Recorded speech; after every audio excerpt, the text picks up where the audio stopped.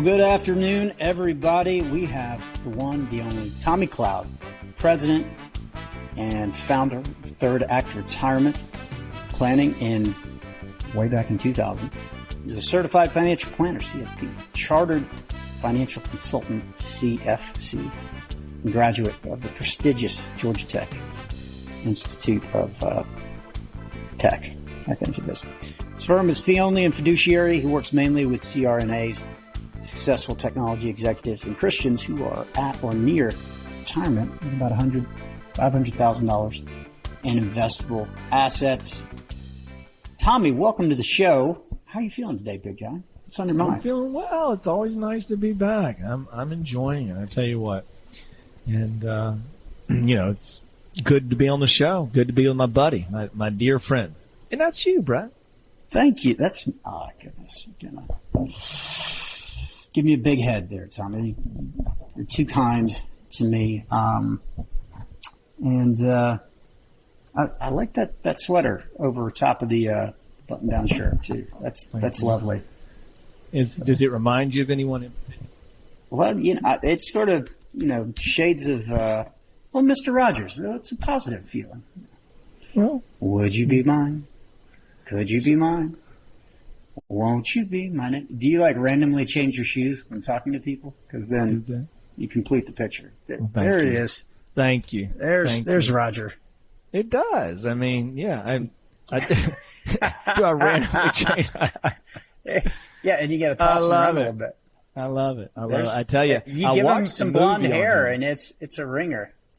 There, you two, be twins, brothers. Well, he was very successful, and he was ahead of the curve on a lot of that stuff. Wish I could be more like him, and in many ways. But I watched his autobiography. And, yeah. How was it? It was great. It was great. He talked about equality. He had a black police officer on his show and washed his feet. He talked about forgiveness. Well, they were changing shoes, so that's right. Natural segue. That's exactly right. You just move into to that. But I downloaded. Just had a thing for feet. There are this type of people out there that are into all kinds of things. Tommy Cloud. Oh yeah, it's unbelievable. I'm trying to see if I could find. I probably don't have time. I'm just on my phone right now looking for my notes from the Mr. Rogers movie. Now that you've brought that topic up, but I can't find. Oh, there it is. Mr. Rogers movie quotes. It's hardest to forgive the people that we love is something that he taught people. He asked one of his common questions. He asked was, "Have you ever felt so angry you wanted to hurt someone?" That's a great question, isn't it? He asked us of children. He said he couldn't imagine eating anything with a mother. So apparently he was vegan, or at least vegetarian. He said that in the movie he said that he loves broken people. That was one of his big quotes, which, of course, we know who that's like. He said to die is human. Anything human is mentionable. Anything mentionable is manageable. Great movie. And I think he was a great man. So thanks for bringing him up. I'm glad I look like him today. Yes. Well, as I think about Mr. Rogers, what most often comes to mind is taxes and bracket creep in particular. Oh, man, let's get into it. Let's do it. And fires me up, baby. 2022, Tommy Cloud, I understand there's a lot of tax changes coming down the pipe. People need to get ready for it. Do they even know what they are? Do they know how they're going to be impacted by them? I'm going to say probably not. You're right. The tax brackets are looking like we're going to get some nice and generous increases across the board on everything, and on the income in particular, about a 3.5% bump. So that's nice to have that go with inflation, to have a bump like that in the brackets. But I give you an example, Brett. One of the things we want to talk about with say, for example, married filing jointly in 2021. The 12% bracket, and I'll just do the 12 and the 24% bracket. The 12% bracket stopped at $81,000 roughly for married filing jointly. For married filing jointly in 2022, it's going to stop at $83,000. So again, about 3.5%, and then the 24% bracket before you jump all the way up to 32 stopped at $329,000 for married filing jointly in 21. In 22, it's been raised to $340,000. So that's an $11,000 increase. You know, it's across the board. I think it's good news for us that we're going to hopefully pay a little less taxes per dollar, and we need it. I think as Americans' income grows, and certainly our expenses are just skyrocketing over the past 12 months, and we'll go over that in a future show. We'll talk about inflation, but I tell you, it's something else. As inflation hits, we can be paid more money, but not any more real amount of money, and be pushed into a very real higher tax bracket. Well, that's exactly it. You know, your purchasing power just gets eroded and just gets banged on. So I think it's a good thing, and they did it with the capital, the standard deduction. They raised as well, not much. Married filing jointly went from $25,100 to $25,900, so only $800 on the married filing jointly, and that's the only example I'm using. So that I'm not that impressed with the standard deduction. You know, going up $800. I mean, it's something, but it's probably not as helpful as I think it could be. What is that? $800 divided by 25.1. 3.1% increase. I guess that's not bad. Yeah, it feels like there's more scrutiny and insight and oversight of our money than ever before. I was just looking at something that affects me and mine. So there's, I think now a $600 reporting limit on all significant money transfers, particularly when it comes to crypto. I think previously it was something like $10,000 or something like that. It was $10,000. But the amount for the volumes and types of money that are being exchanged for the crypto crowd, that's exponential increase in the amount of reporting that they have to do. There's a lot of more tax changes that I think Joe Biden's talking about. You know, this country, I think it's obvious to a lot of people, particularly the baby boomers. I told you I'm in a Bible study with baby boomers, and these men are in their 70s. One of them's in his 80s. I think he's 80. And we're creeping towards socialism. I know you read the news a lot, Brett. What are you seeing, maybe not even from a financial perspective, what are some socialistic traits are you seeing as we creep towards that? I try not to read the news as much. It just depresses and drives restlessness and anger and frustration. But yeah, there's a lot of that. Just look at the volume of laws just by the foot.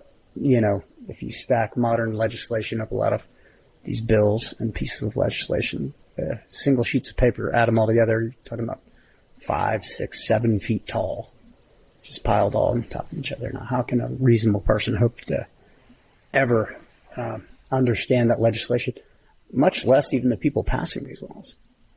So growth of laws is discouraging. And, the notions of taxation and control of so many different elements of life, being it centralized in the hands of a few, I think it begs for abuse. It's concerning. But as we've spoken many times, Tommy, my energy is best spent on me, making sure that me and my family, my work, my job, my spiritual, emotional health, physical well-being is in maximum shape, and then worrying about the affairs of the country afterwards. Yeah, I agree. As we go forward here, kind of looking at things, one of the things they've done that's really been an attack on the church is a few years back they removed the charitable deduction where if it was below the standard deduction. So now if I'm married and my standard deduction is $25,800, if I don't have enough deductions to get me up over $25,900, I can't deduct my charitable deduction. So if I give $10,000 away or whatever I give away, if it doesn't bump me up above $25,800, it's not deductible. So someone that gives no money to the church could end up getting the same benefit as someone tax deductions wise, as someone who gives, $20,000 to the church, assuming they don't have any 1098 deductions or other types of that would be counted towards the standard deduction to go above it. So they changed that, and it really de-incentivized people to give to the church. I don't know how that's impacted giving to the church. I've never really done a study on that, but most people were probably, hopefully, if they were giving from their hearts, But there's a lot going on in our culture, and I wanted to, as we talk about these tax brackets and what we're seeing, Brett, and there's no changes yet. So there are changes as they increase the brackets that we've already talked about, but I'm not going to. One thing I don't like is how people try to scare people by talking about what could happen. That irritates me to no end, trying to generate fear in the hearts of people, or worry or greed. When the changes are made, the ones that they're going over with Biden, when those changes are made, we will talk about it on the show. But as of right now, we're not. But as we talk about creeping towards socialism, we can always go to one of my favorite news sites. It's probably a site that you may or may not be familiar with, Brett, but it's none other than the Brett Newman Facebook page. Just lots of interesting articles and fascinating things that we can talk about when it comes to these things. Brett, what about this article that you posted on your Facebook page? And the good thing about you is you never judge your post by the number of likes that you get. But what you said, visualizing the $94 trillion world economy. What can you tell us about that as it relates to socialism? Really glad you asked me about this. I'm sure this is going to be very interesting to your listening audience and watching audience. So, in essence, the Visual Capitalist is an amazing website. So a lot of these topics of finance and business and economic change are so complicated and so in depth, they put you to sleep. So listening to the Fed minutes and stuff like that, there's no better way to fall asleep at night than turning that stuff on. So these guys can represent it real well and establish the trend. So Europe and the United States, what's more commonly known as the West, has been dominant for, say, the last 100 years. Big picture economically, though, the East used to be the economic powerhouse of the world 1,000 years ago, going all the way back.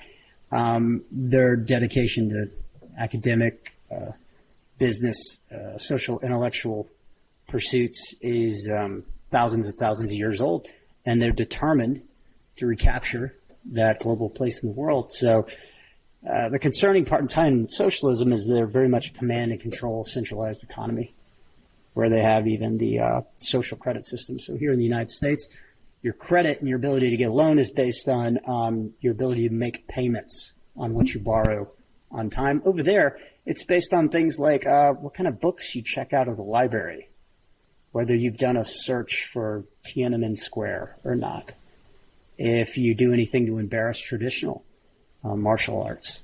Say with somebody that's a mixed martial artist, they'll challenge anybody.